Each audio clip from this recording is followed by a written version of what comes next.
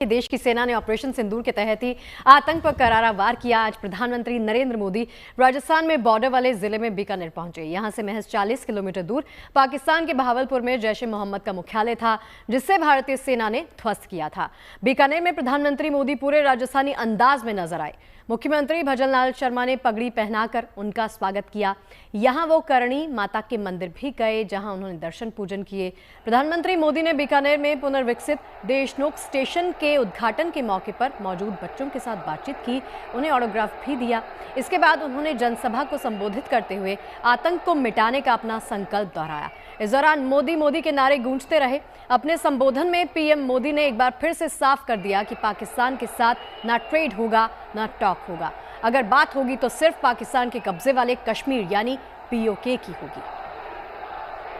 तो पीएम मोदी ने अपने संबोधन से दुनिया को भी इशारों इशारों में बता दिया कि पाकिस्तान में पड़ रहे आतंकवाद के खिलाफ भारत एक्शन लेता रहेगा।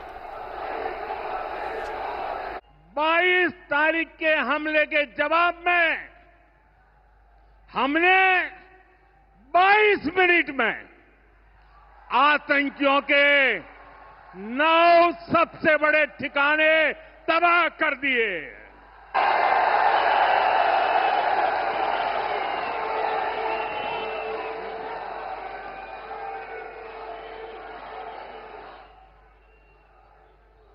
दुनिया ने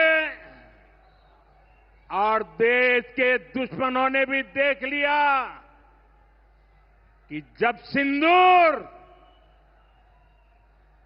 सिंदूर बारूद बन जाता है तो नतीजा क्या होता है।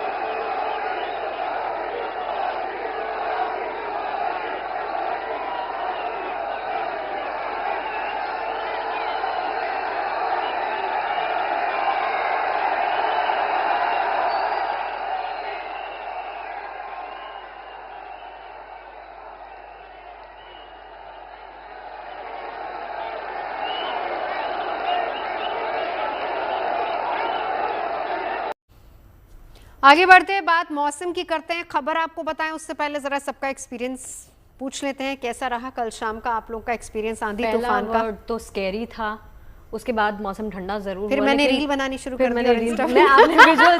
आपने विजुअल्स देखे होंगे। सबसे पहले जब मैं उससे पहले सच्ची बताऊं, उससे पहले मैं 5 मिनट पहले ये बोल के हटी थी कि चंडीगढ़ में, मैंने दोपहर में जिक्र किया था कि चंडीगढ़ में तूफान आया, मैंने तस्वीरें दिखाई थी, उस बात का जिक्र हुआ और 5 मिनट के बाद exact 5 minutes after this happened. बिल्कुल, हम तो न्यूज रूम में बैठे हुए थे जब ओले गिरने शुरू हुए थे। जस्ट अपने घर पर पहुंची थी, जैसे ही मैं बाहर निकली इतनी तेज आंधी, मैं सीधे ऊपर भाग गई। उसके बाद मैं तो जब ये आंधी चल रही थी मैं तो रास्ते में थी, जैसा आपने कहा स्कैरी, बहुत ही ज्यादा डरावना था पूरा सीन, क्योंकि पेड़ गिर रहे थे, पूरा मौसम खराब था, फिर तेज तूफान था ना, लेकिन उसके बाद ओले भी गिरे थे कुछ देर तक और बिजली भी बहुत तेज कड़की थी। बिल्कुल, तो कुछ ऐसा ही हाल हर जगह पर था। लेकिन सोचिए उन यात्रियों का, 227 यात्री जो कि इंडिगो की फ्लाइट में थे। तो सबसे अच्छी बात ये रही कि सभी के सभी सुरक्षित है। पहली बात, दिल्ली से श्रीनगर जाने वाली थी इंडिगो एयरलाइंस की फ्लाइट, टर्बुलेंस में फंस गई और फिर पैसेंजर बुरी तरह से डर गए। लेकिन विमान के पायलट और क्रू मेंबर्स की सूझबूझ से किसी भी पैसेंजर को कोई भी नुकसान नहीं हुआ है। पायलट ने श्रीनगर हवाई अड्डे पर विमान की सुरक्षित लैंडिंग भी करवाई। हालांकि तूफान में विमान के अगले हिस्से को काफी ज्यादा नुकसान पहुंचा, लेकिन पायलट के धैर्य और कुशलता की तारीफ हर कोई कर रहा है।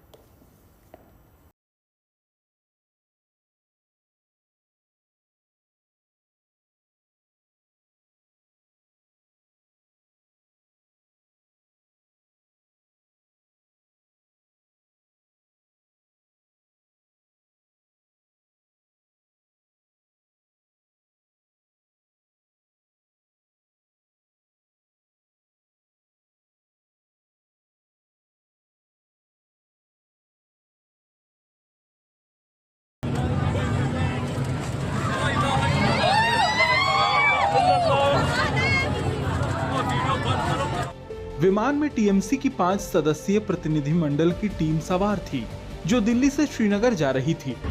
इन लोगों ने कहा कि ऐसा लगा कि जिंदगी अब खत्म होने वाली है। लोग जोर जोर से चिल्ला रहे थे, प्रार्थनाएं कर रहे थे और पूरी तरह घबराए हुए थे। उन्होंने कहा कि पायलट ने हमें सुरक्षित उतारा, उसके लिए हम उनका शुक्रिया अदा करते हैं। अब पूरी घटना आपको विस्तार से बताते हैं कि असल में क्या हुआ था। दिल्ली से श्रीनगर जा रही इंडिगो एयरलाइंस की फ्लाइट संख्या 63214 विमान में सवार 227 लोग और अचानक विमान में अफरा तफरी का माहौल, क्योंकि जब विमान आसमान में था तभी जोरों का तूफान आया, पानी के साथ ओले बरसने लगे।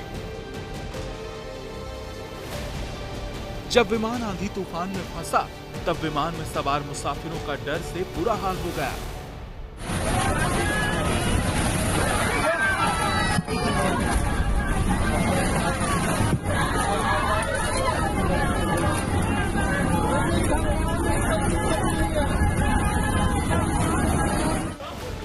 आंधी के वक्त विमान में सभी भयभीत थे। विमान पर तूफान का असर साफ नजर आ रहा था। विमान में बैठे एक मुसाफिर के मुताबिक विमान के सफर में उन्होंने ऐसा खौफनाक पल कभी नहीं देखा था। विमान पर सवार काफी लोग डर से रोने लगे थे। जी, प्लेन बहुत नॉर्मली से चल रहा था, बट अचानक से अनाउंसमेंट आया कॉकपिट से कि फास्ट योर सीट बेल्ट्स, तो हम टर्बुलेंस होने वाली है। जो ही टर्बुलेंस स्टार्ट हुई, अब मैं आपको बोलूँगा कि ऐसी टर्बुलेंस हुई जो कि मैंने लाइफ में पहली बार देखी। ऐसी टर्बुलेंस हुई और जो कि हमारे साथ पैसेंजर्स बैठे थे सब रो रहे थे कि ट्रॉमेटाइज हुए कि इस वाली टर्बुलेंस से। जबकि मैं फ्रीक्वेंट फ्लायर हूँ, मैंने आज तक ऐसी कभी टर्बुलेंस देखी नहीं है लाइफ में कि ऐसा टर्बुलेंस जैसे हमने आज फेस किया। फिर जब हमें प्लेन से डिबोर्ड किया, तब कि हमने जब प्लेन की हालत भी देखी, प्लेन की हालत देखी, तब हम और डर गए। बट हम थैंकफुल है पायलट की जिसने श्रीनगर में लैंड किया सेफली। विमान के चालक दल के सदस्यों के लिए हालात बेहद चुनौतीपूर्ण थे। उन्होंने तुरंत श्रीनगर एटीसी को इमरजेंसी का संदेश भेजा। शाम के करीब 6:30 बजे श्रीनगर एयरपोर्ट पर विमान को सुरक्षित लैंड करा दिया गया। लैंडिंग के बाद की विमान की तस्वीर देखिए और इससे अंदाजा लगा सकते हैं कि हालात कितने विकट हो गए थे। विमान का नोज टूट गया था और विमान को काफी नुकसान भी पहुंचा था। लेकिन सलाम है पायलट और क्रू मेंबर को, जिन्होंने विपरीत परिस्थिति में भी धैर्य नहीं खोया।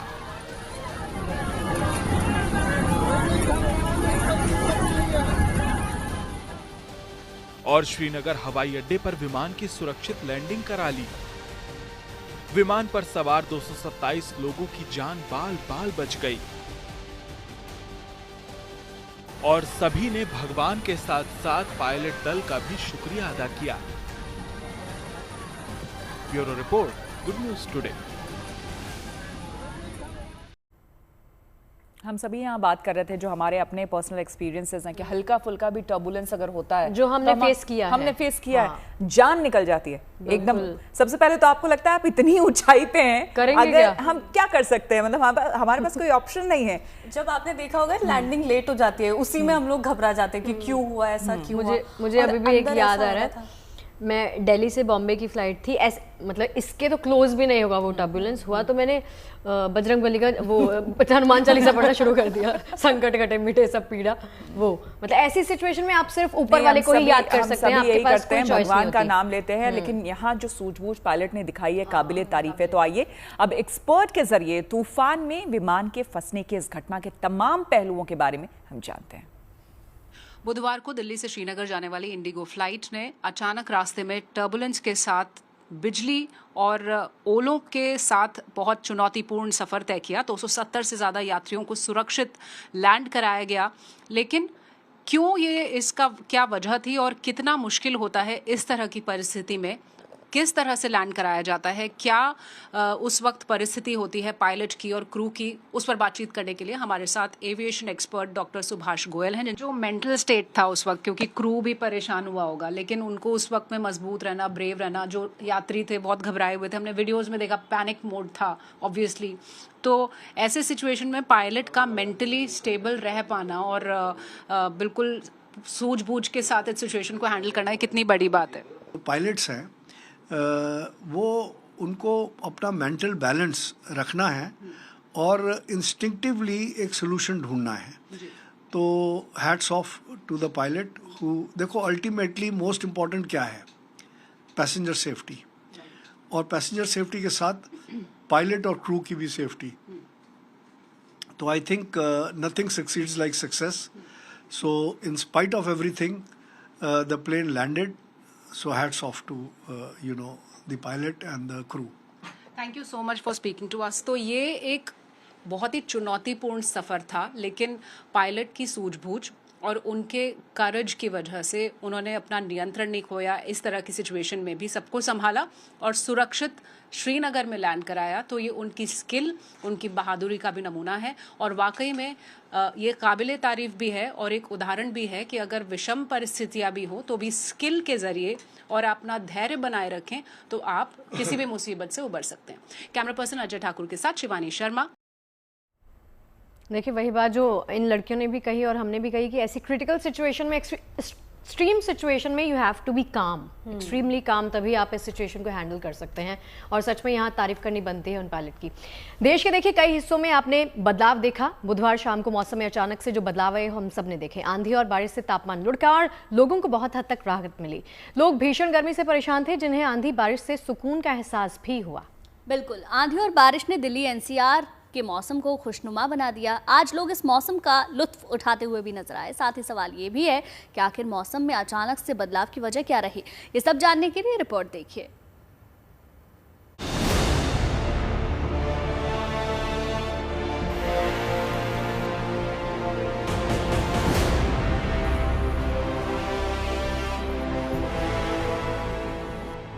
दिल्ली और आसपास के इलाकों समेत देश के दूसरे कई हिस्सों में बुधवार शाम अचानक मौसम बदला और देखते ही देखते तेज आंधी आ गई। बारिश हुई, कई जगह ओले भी गिरे। तेज आंधी की वजह से कई जगह पेड़ पौधे, बिजली के पोल भी गिरे। गाड़ियों को नुकसान भी पहुंचा। इस आंधी का असर न सिर्फ जमीन पर पड़ा, जबकि उड़ान भरते विमान पर भी इसका असर पड़ा। इस आंधी बारिश और ओलावृष्टि का यातायात समेत विद्युत सेवाओं पर भी असर पड़ा। लेकिन मौसम में हुए इस अचानक बदलाव ने लोगों को गर्मी से राहत दी है। इसके चलते अगली सुबह यानी आज भी मौसम सुहाना बना रहा और दिल्ली में तो लोग इस मौसम का लुत्फ उठाते भी नजर आए।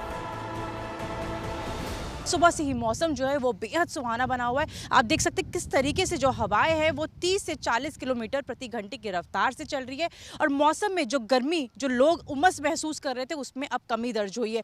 मौसम एकदम साफ है, लेकिन उसके बावजूद, धूप निकलने के बावजूद जो है आपको वो गर्मी का एहसास नहीं हो रहा है। बीते दिन पहले जो है उमस की वजह से लोगों को जो हीट इंडेक्स, जो गर्मी मानव शरीर को जो महसूस हो रही थी वो 50 डिग्री के पास थी, लेकिन कहीं ना कहीं उस चीज में गिरावट जो है वो दर्ज की गई है। सवाल ये कि मौसम में अचानक से इस तरह के बदलाव की वजह क्या रही। मौसम विभाग के मुताबिक दरअसल इसके पीछे साइक्लोनिक सर्कुलेशन एक बड़ी वजह रही। हरियाणा और आसपास के इलाकों में एक चक्रवाती हलचल जो पंजाब से बांग्लादेश तक फैली एक पूर्व पश्चिम टर्फ यानी निम्न दबाव के क्षेत्र में थी। अरब सागर और बंगाल की खाड़ी की नमी दूसरी वजह रही। इस चक्रवाती हलचल ने अरब सागर और बंगाल की खाड़ी से नमी को खींचा। इस नमी ने बारिश, ओलावृष्टि और तेज हवाओं को बढ़ावा दिया। तेज हवाएं और अस्थिरता तीसरी वजह रही। नमी और गर्म हवा के मिश्रण से वातावरण में अस्थिरता पैदा हुई, जिसके चलते तेज हवाएं चली और धूल भरी आंधी के साथ बारिश हुई।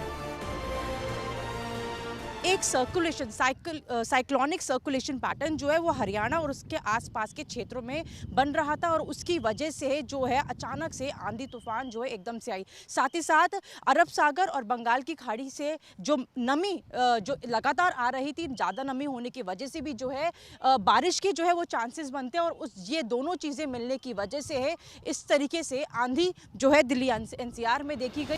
दिल्ली एनसीआर में मौसम फिलहाल सुहावना बना हुआ है, लेकिन मौसम विभाग के मुताबिक इसमें फिर बदलाव देखने को मिल सकता है। मौसम आपको हम दिखाएं तो अभी हल्की हल्की धूप जरूर है, लेकिन जो हवाएं चल रही हैं उनमें ठंड है, उनमें नमी है, जो कि आपको राहत पहुंचा रही हैं। बुधवार शाम तक जिस तरह की गर्मी थी, तपती हुई गर्मी थी, लगभग 40 डिग्री के आसपास तापमान था, लोग परेशान थे। आज उस मौसम से काफ़ी हद तक राहत मिली है। हालांकि मौसम विभाग ने ये साफ किया है कि आने वाले दिनों में ये राहत जारी नहीं रहेगी। जब तक मानसून नहीं आता है, दिल्ली एनसीआर वालों को गर्मी का सामना करना पड़ेगा। तापमान 40 डिग्री के पार जा सकता है और हीट वेव जैसी कंडीशन भी आने वाले कुछ दिनों में बन सकती हैं। लेकिन अगर हम आज की बात करें तो आज मौसम बहुत अच्छा है। AQI की अगर हम बात करें तो AQI दिल्ली एनसीआर में जो लगभग 200 के आसपास पहुंच चुका था, वो अब बारिश के बाद, आंधी के बाद 129 के आसपास आ गया है। मतलब बेहतर स्थिति हुई है AQI के हिसाब से भी। तो कुल मिलाकर मौसम फिलहाल सुहावना है, अच्छा है। अगर आप इन छुट्टियों में घूमने का प्लान कर रहे हैं तो आज का दिन दिल्ली एनसीआर के लिए सबसे बेहतर है और आने वाले कुछ घंटों में तो कम से कम ये राहत बनी ही रहेगी। वहीं देश के कुछ दूसरे हिस्सों में बारिश का सिलसिला जारी रहने का अनुमान है। अरब सागर में बने लो प्रेशर की वजह से गुजरात के कई जिलों में तेज हवाओं और बारिश को लेकर अलर्ट जारी करने के साथ ही एहतियाती कदम भी उठाए गए हैं। अरब सागर में लो प्रेशर बनने की वजह से गुजरात के कई जिलों में भारी बारिश की चेतावनी मौसम विभाग की तरफ से जारी की गई है, जिसके बाद गुजरात के मुख्यमंत्री भूपेंद्र पटेल द्वारा स्टेट इमरजेंसी कंट्रोल सेंटर को 24 घंटे चालू रखने के आदेश जारी कर दिए हैं। साथ ही में सभी जिला प्रशासन को कहा गया है कि तेज हवाएं चलेंगी और अति भारी बारिश हो सकती है। ऐसी स्थिति में जरूरी सारी जो तैयारियां हैं वो जिला प्रशासन की तरफ से कर ली जाए। मौसम विभाग की चेतावनी की बात करें तो 25 तारीख तक सौराष्ट्र और दक्षिण गुजरात में भारी बारिश की चेतावनी दी गई है। आने वाले 25 तारीख तक मछुआरों को भी समुद्र में नहीं जाने की चेतावनी मौसम विभाग की तरफ से जारी कर दी गई है। कुल मिलाकर मौसम में बदलाव का ये सिलसिला अभी देखने को मिलता रह सकता है। दिल्ली से मनीषा लड्डा, मनीष चौरसिया और अहमदाबाद से अतुल तिवारी के साथ bureau report, good news today. बहुत ही क्यूट सा वीडियो है, बहुत ही क्यूट है। देखो हम खुद को इमेजिन करते हैं उनका बॉन्ड और दूसरा उनका तरीका, और जिनकी बहनें हैं वो शायद ये इमेजिन कर रही होंगी। मुझे लगता है ये स्टोरी देखने के बाद लोग ये समझेंगे this is called art of living. जीना इसी का नाम है। तो बिल्कुल देखिए, जो 80 साल की बुजुर्ग महिलाएं हैं कैसे वो जय वीरू की तरह नजर आ रही हैं। तस्वीरें देखने के लिए आप लोग भी एक्साइटेड होंगे, तो जरा देख लीजिए।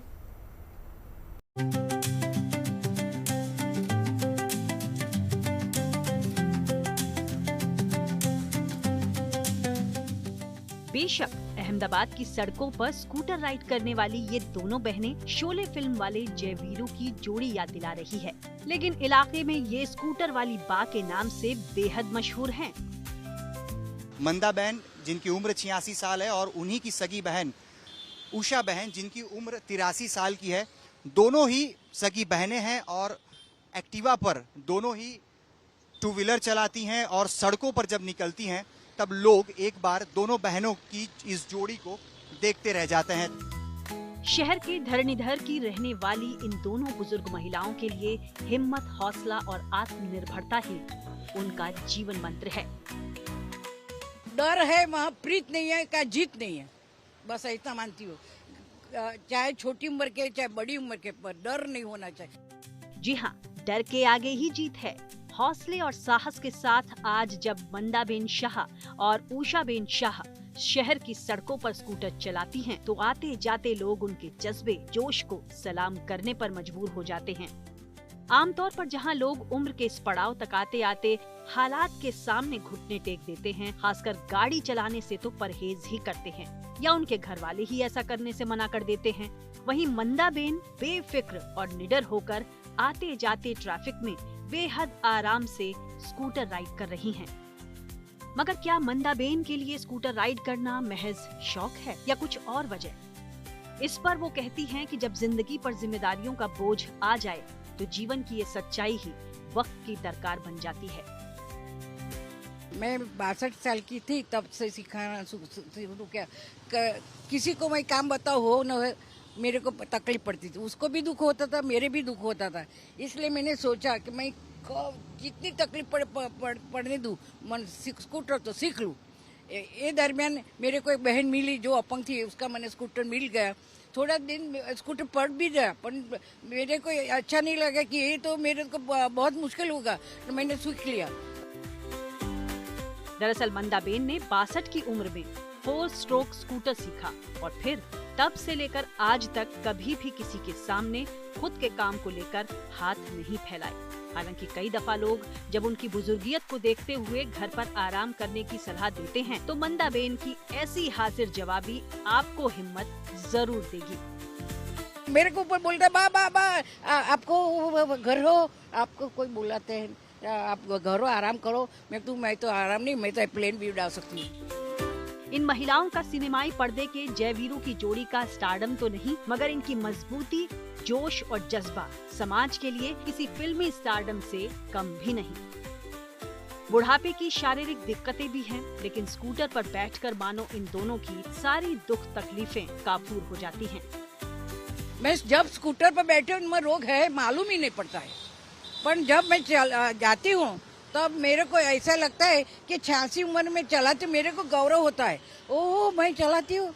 मेरे को सब बोलते हैं, कोई स्कूटर वाला बोल, कोई रिक्शा वाला, भाई बस वाला तो बाय बा ऐसे तरह बोला तो मेरे को बहुत अच्छा लगता था। और अच्छा लगता, मैं ऐसे गौरव लेती हूँ कि मेरे 100 साल की उम्र से तो मैं चलाती रहूँ। आज मंदाबेन और उषाबेन उम्र के दौर में किसी की मोहताज नहीं है, लेकिन जिस स्कूटर की बदौलत आज ये महिलाएं आत्मनिर्भर हैं, उसको शुक्रिया कहना भी नहीं भूलती। मेरे को स्कूटर नहीं लगता, ये मेरा परिवार का एक सभ्य है, सदस्य है। ऐसी तरह हम स्कूटर को रखते हैं। स्कूटर मेरा, मैं बाहर निकलूं तो स्कूटर है तो मेरा शरीर में जब रोग है वो सब चला जाता है। 86 साल की मंदाबेन शाह जहां सामाजिक कामों से जुड़ी रही हैं, तो वहीं 83 साल की उषाबेन ने भी कई संस्थाओं के साथ जुड़कर स्लम की महिलाओं को आत्मनिर्भर बनाने में योगदान दिया और आज वो अपनी बड़ी बहन मंदाबेन के साथ रोजमर्रा के कामों में साथ दे रही हैं। मैंने बड़ी बहन के साथ स्कूटर के साइड कार में बैठकर बहुत काम किया। आज भी हम दोनों एक साथ मिलकर कहीं भी स्कूटर पर आते जाते हैं और खुद का काम करते हैं। इसमें कोई दो राय नहीं कि अहमदाबाद की सड़कों पर इन दोनों बुजुर्ग स्कूटर राइडर्स बहनों का जोश, जिंदगी के प्रति अटूट विश्वास ही खासकर महिलाओं को एक स्वस्थ और निडर जीवन जीने का साफ मैसेज दे रहा है। ये जो जोड़ी है अहमदाबाद की सड़कों पर अमूमन देखने को आपको मिल जाती है और इस जोड़ी को लोग स्कूटर वाली बा के तौर पर जानते हैं। कैमरा पर्सन जयमीन व्यास के साथ Atul Tiwari, good news today, Ahmedabad.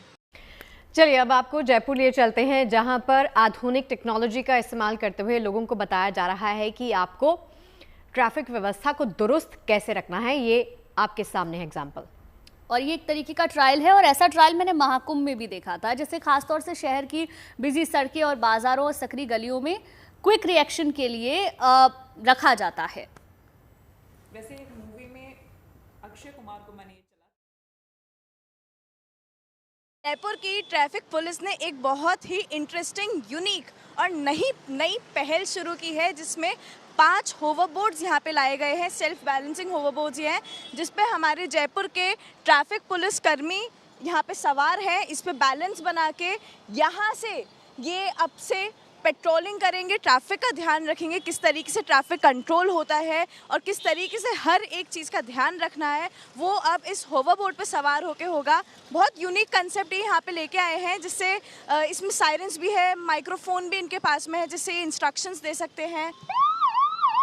ये सायरन्स है, पुलिस का ये जो सिग्नल है वो इसमें है, तो बहुत अच्छा एक कंसेप्ट है।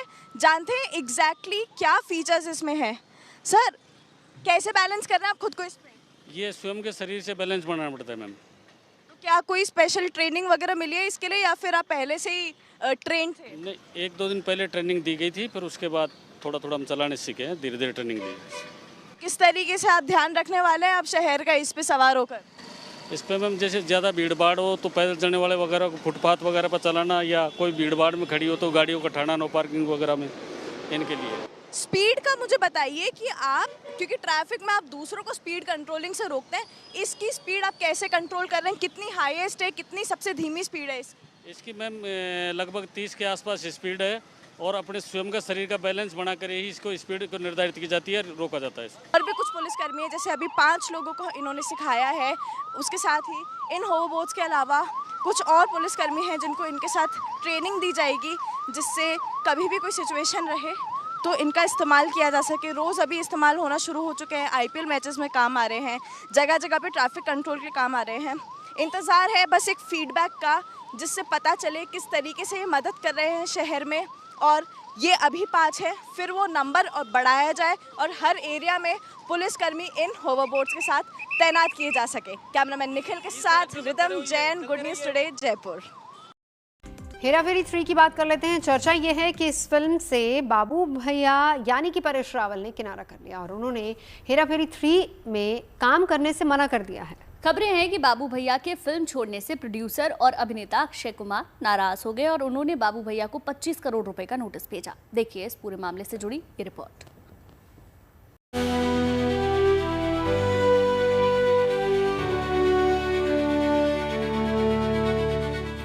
कॉमेडी फिल्म हेरा फेरी एक ऐसी मूवी जिसका नाम आज भी फैंस के दिलो दिमाग में छपा हुआ है। बाबू भैया, राजू और श्याम की जोड़ी, साथ ही ऐसे आइकॉनिक डायलॉग्स जो करोड़ों दर्शकों की जुबान पर आज भी हैं। फिल्म की लोकप्रियता का अंदाजा इस बात से लगाया जा सकता है कि साल 2000 में हेरा फेरी रिलीज हुई, जिसने दर्शकों को खूब गुदगुदाया और 6 साल के लंबे इंतजार के बाद फिर हेरा फेरी करते बाबू भैया, राजू और श्याम बड़े पर्दे पर लौटे। अब फिल्म हेरा फेरी के तीसरे पार्ट के बनने की खबर आई है, लेकिन फिल्म की शूटिंग शुरू होने से पहले ही इस पर नोटिस से लेकर नानुकुर वाले बादल मंडरा रहे हैं। दरअसल फिल्म में बाबू भैया का किरदार निभाने वाले परेश रावल ने अचानक फिल्म छोड़ने का ऐलान कर दिया, जिसके बाद प्रोड्यूसर और एक्टर अक्षय कुमार ने फिल्म छोड़ने पर बाबू भैया को 25 करोड़ रुपए का नोटिस थमा दिया और परेश रावल पर प्रोफेशनल जिम्मेदारी ठीक से नहीं निभाने का आरोप लगाया। अक्षय कुमार जो कि ऑफ कोर्स इस फिल्म का पार्ट है और वो ये फिल्म जो थर्ड पार्ट है हेरा फेरी 3 को प्रोड्यूस कर रहे हैं अपने प्रोडक्शन हाउस के अंडर, उन्हें ये बात बिल्कुल पसंद नहीं आई और कहा जा रहा है कि उन्होंने अभी ही एक सू कर दिया है परेश रावल को, एक लीगल केस फाइल किया है ये बताकर कि उनका जो ये डिसीजन था कि आधे रास्ते उन्होंने ये फिल्म छोड़ दी है, उसकी वजह से काफी भरपूर लॉसेस हो रहे हैं इस फिल्म को। कहा जा रहा है कि परेश रावल ने फिल्म के लिए करीब 25 करोड़ रुपए की मांग की थी, क्योंकि फिल्म में बाबू राव का किरदार बेहद दमदार और वजनदार था, जिसे फैंस का भरपूर प्यार मिला और फैंस के दिलों में हमेशा के लिए बाबू भैया बस गए। शायद यही वजह है कि परेश रावल फिल्म के तीसरे पार्ट के लिए फीस बढ़ाने की डिमांड कर रहे हैं और उन्हें यकीन है कि दर्शकों को बाबू राव का किरदार सिनेमा घरों में खींच लाएगा। हालांकि एक समय ऐसा भी था जब परेश रावल को बाबू भैया के कैरेक्टर से करियर में परेशानियां आने लगी और वो फिल्म डायरेक्टर विशाल भारद्वाज के पास पहुंचे और उनसे कॉमेडी से हटकर साथ ही बाबू भैया से इतर किरदार की मांग की, क्योंकि परेश को बाबू राव का रोल गले की फांस लगने लगा था, जिसका जिक्र उन्होंने एक इंटरव्यू में किया। फिल्म हेरा फेरी के तीसरे पार्ट को लेकर फैंस में गजब का एक्साइटमेंट है। दर्शकों को इंतजार था उस पल का जब एक बार फिर बड़े पर्दे पर बाबू भैया, राजू और श्याम के साथ वापसी करेंगे। लेकिन नोटिस विवाद पर अब इसी फिल्म के तीसरे किरदार श्याम यानी सुनील शेट्टी ने चुप्पी तोड़ी है। उन्होंने कहा कि परेश रावल के बिना 100% ये फिल्म नहीं बन सकती। मेरे और अक्षय के बिना इसके बनने का फिर भी 1% चांस है, लेकिन परेश जी के बिना ये 100% नहीं बन सकती, बिल्कुल भी नहीं। राजू और श्याम को अगर बाबू भैया का साथ न मिले तो ये चलेगा ही नहीं। डायरेक्टर प्रियदर्शन ने इस पूरे मामले पर अपनी प्रतिक्रिया दी है। उन्होंने कहा कि अक्षय को कानूनी कार्रवाई को आगे बढ़ाने का अधिकार है, क्योंकि उन्होंने फिल्म में अपना पैसा लगाया है। अब बीच मझधार में फंसी इस फिल्म पर दर्शकों का सस्पेंस बढ़ता जा रहा है। सोशल मीडिया पर चर्चा तेज है कि फिल्म में परेश रावल होंगे या नहीं, और अगर बाबू राव के किरदार में परेश रावल नहीं तो कौन। Bureau report, good news today.